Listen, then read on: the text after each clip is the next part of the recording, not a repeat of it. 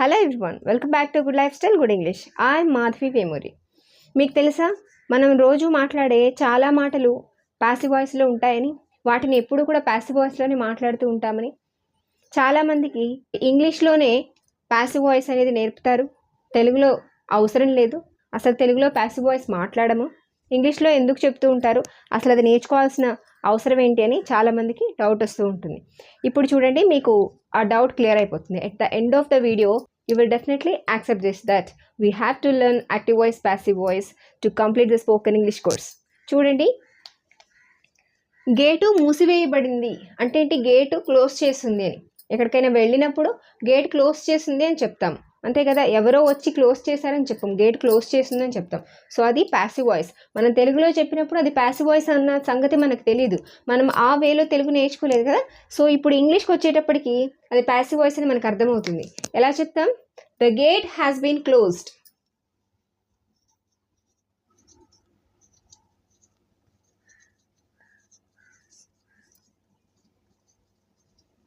The gate has been closed అంటే gate close చేసింది, మూసేసింది, గేట్ వేసింది అని దాని అర్థం.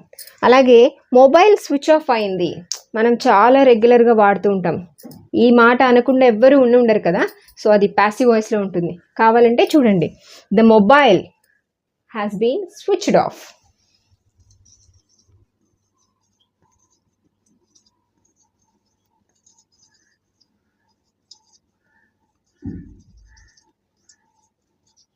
The mobile has been switched off, ఇది ప్యాసివ్ వాయిస్లో ఉంది. కావాలంటే చూడండి, has been switched V3, has been V3. Okay, has been వచ్చినప్పుడు మనకి V1కి ఇన్ఫార్మ్ వస్తే అది ప్రజెంట్ పర్ఫెక్ట్ కంటిన్యూస్ టెన్స్ అవుతుంది. హ్యాస్ బీన్ తర్వాత మనకి V3 వచ్చిందంటే అది ప్రజెంట్ పర్ఫెక్ట్ టెన్స్ ప్యాసివ్ వాయిస్లో ఉన్నట్టు దానికి అర్థం అనమాట. నెక్స్ట్ వచ్చి, అతను దొంగ అని తెలిసింది. అతను దొంగ అని తెలిసింది. He is known to be a thief. He is known to be a thief.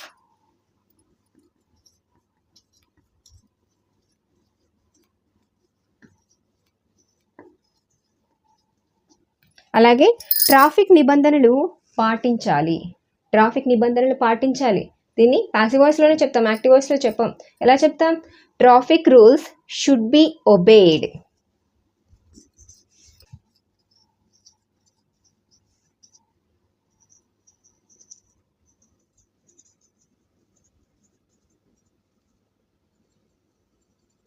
Traffic rules should be obeyed మనం ఈ విధంగానే చెప్తాం, ప్యాసివ్ వాయిస్లోనే చెప్తాం. నెక్స్ట్, శిక్షణ పొందాను. నేను శిక్షణ పొందాను, నేను శిక్షణ తీసుకున్నాను, అతను శిక్షణ తీసుకున్నాడు. I am trained, I was trained, he was trained.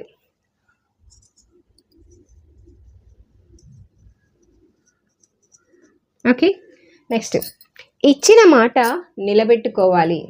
ఇది చాలామంది అంటూ ఉంటారు కదా. సో ఇది ప్యాసివ్ వాయిస్ అనే సంగతి తెలుసా మీకు? ఇచ్చిన మాట నిలబెట్టుకోవాలి. ఎలా చెప్తాం? ప్రామిస్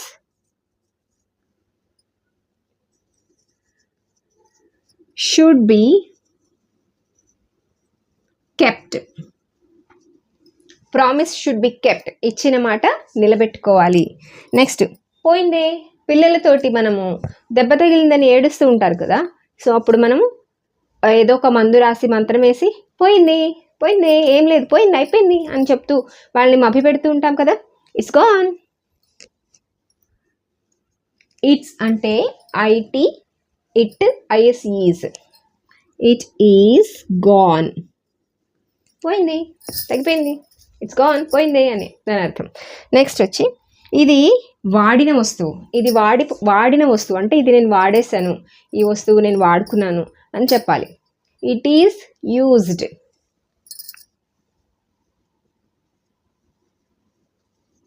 ఇట్ ఈజ్ యూజ్డ్, ఇది వాడినది. అలాగే నెక్స్ట్ది, నా భోజనం పూర్తి అయింది, నా భోజనం అయిపోయింది. ఎలా చెప్తాం? My lunch is completed.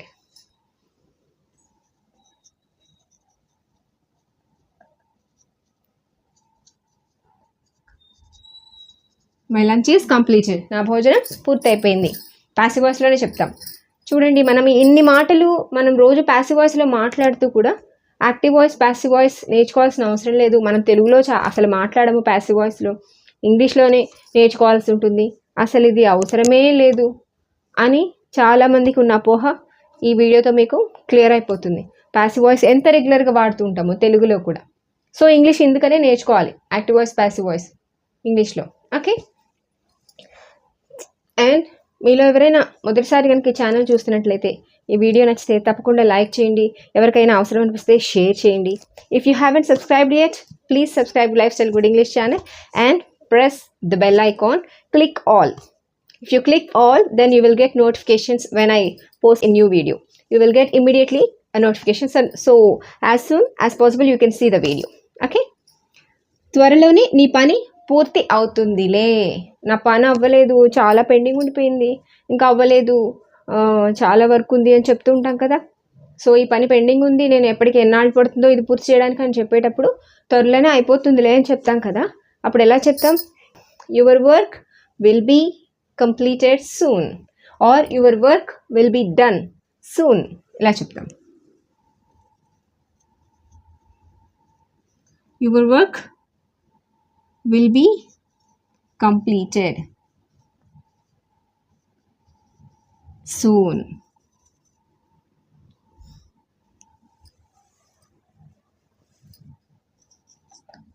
Your work will be completed soon, త్వరలోనే పూర్తయిపోతుంది అని ఇలా చెప్తూ ఉంటాం ప్యాసివ్ వాయిస్. నెక్స్ట్, వెన్నను తయారు చేయడానికి పాలను ఉపయోగిస్తారు. ప్యాసివ్ వాయిస్లో చెప్తాం. ఎలా చెప్తాం? Milk is used for making butter.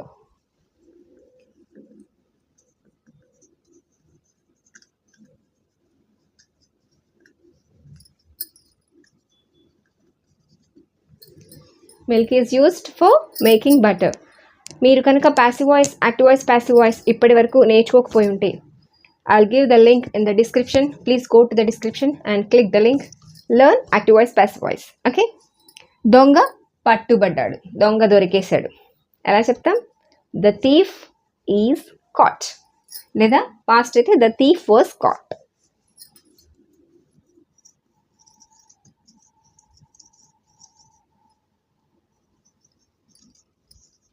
The thief was caught. దొంగ పట్టుబడ్డాడు, ఇలానే చెప్తాం ప్యాసివ్ వాయిస్లో. నెక్స్ట్, మీటింగ్ క్యాన్సిల్ అయింది. ఎలా చెప్తాం? The meeting has been cancelled.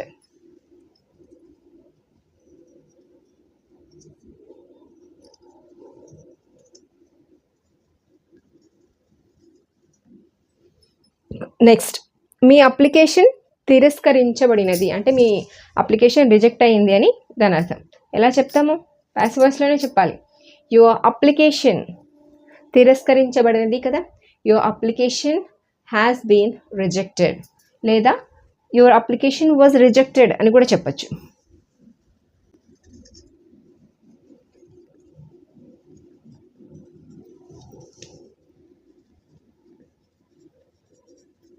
Next, last one, నా కంప్యూటర్ రిపేర్ అయింది, చేయబడింది అంటే నా కంప్యూటర్ రిపేర్ అయిపోయింది.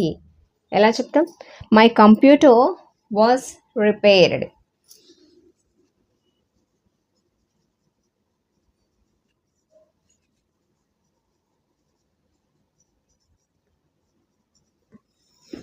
ఓకే, సో ఈ విధంగా ఇటువంటి చాలా మాటలు మనం ప్యాసివ్ వాయిస్లో, తెలుగులో కూడా ప్యాసివ్ వాయిస్లో మాట్లాడుతూ ఉంటాము. And English learners, please learn active voice, passive voice to give more beautifulness to your language and to speak English fluently. It is must. Thanks for watching.